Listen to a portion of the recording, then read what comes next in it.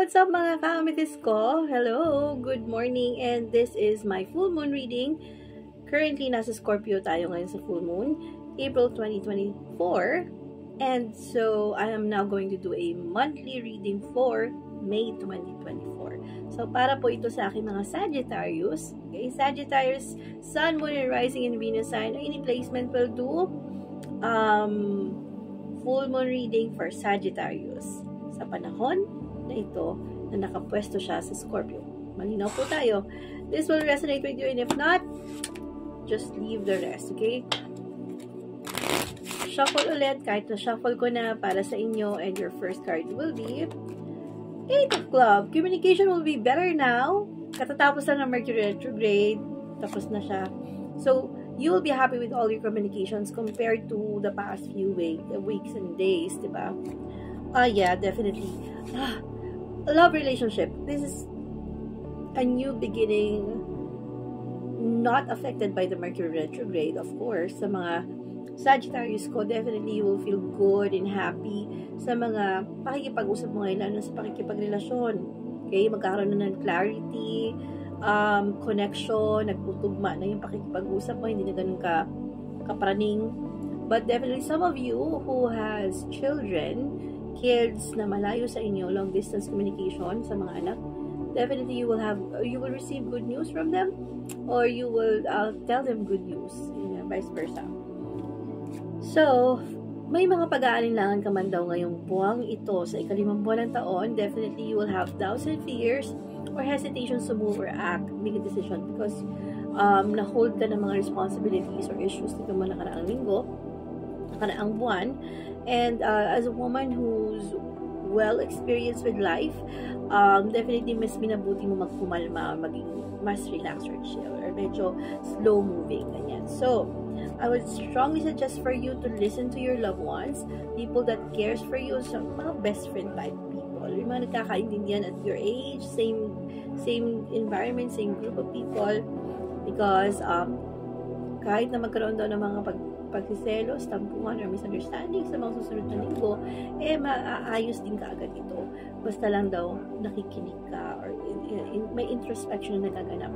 May panahon ka para magsulo, or nagkakaroon ng solitude on your own, having meditation and prayers. It's a great idea para ma-enlighten ka, nagkakaroon ka ng time to rest on your own without the influence of other people telling you what to do. So, love life, 3 of Clubs, may mga posibleng bumalik na scenario or nostalgic moments when it comes to your love life. Pero in a good way na to, hindi nakagaya na sa Mercury retrograde.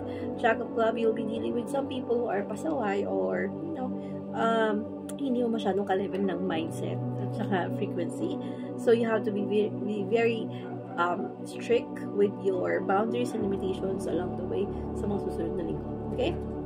Next, let's use a tarot card for you, Sagittarius. At ang first card mo, tapos na daw mga pagkalungkot na dala ng panahon, at tapos na yung sleepless nights, or gradually nagbabago na. Okay? You'll be very busy doing things that you truly want. You'll be very busy creating things.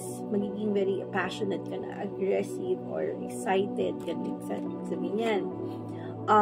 Because you know that you will create more money, you will create more wealth, you will gain more respect, you will be treated very fairly, and you'll be magbumukha kang matalino, or you'll be dealing with patatalinong tao sa paligid mo. So, you'll be more clear who's truly an expert or not. Ganon.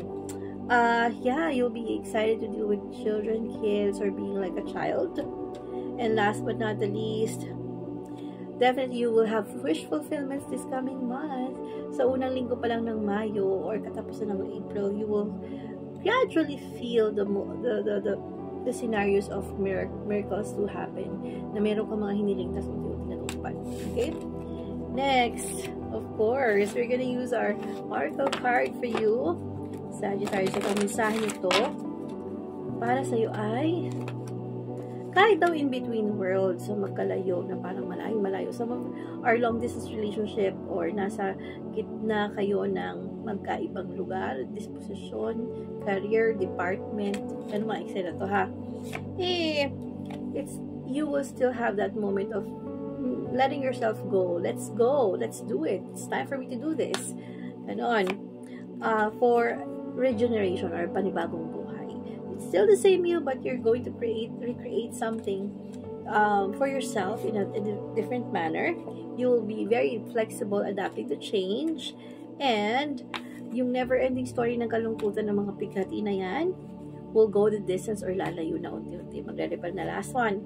So, that's why you will experience a milk and honey moment. Some of you will experience honeymoon phase ng relasyon, exciting adventure with your love relationship, and happy moments with your career as well.